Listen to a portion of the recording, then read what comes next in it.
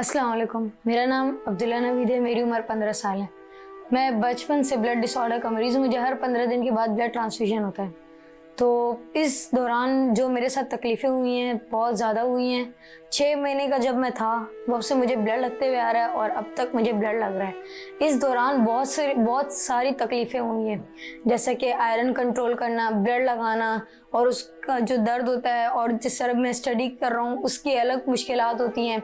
उस सब को साथ लेकर चलना और मुआशरे की जो बातें होती हैं उन सब को इग्नोर करना। हम अपनी डेली लाइफ जी रहे हैं। तो जैसे कि अभी आयरन कंट्रोल, पहले तो हम ब्लड लगाते हैं, उसमें हमारी कुछ तबीयत ठीक नहीं होती। अगले दिन अगर स्कूल की छुट्टी हो जाती है तो स्कूल वाले हमारे साथ बहुत कोऑपरेट करते हैं।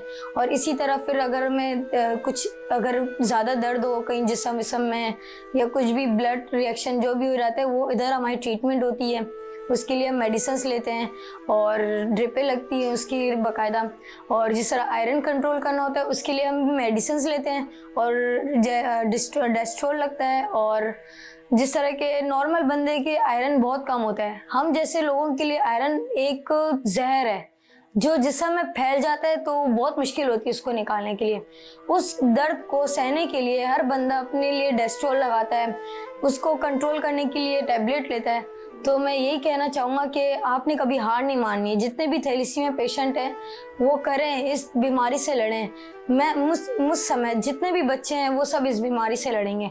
और कई बात ये है कि जब हमें ब्लड नहीं मिलता है, इस मामले में बहुत ज़्यादा मुश्किलात पैदा होती है।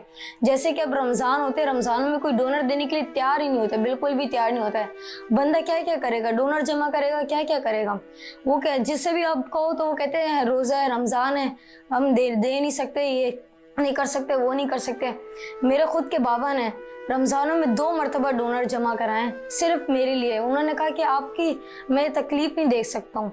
तो मुझे इस चीज़ को लेके बहुत अफसोस होता है। और जिस तरह माशरे को लेके चलते हैं ना, तो लोग कहते हैं कि ये देखें अब इतना सा बच्चा ये क्या क्या कर लेगा।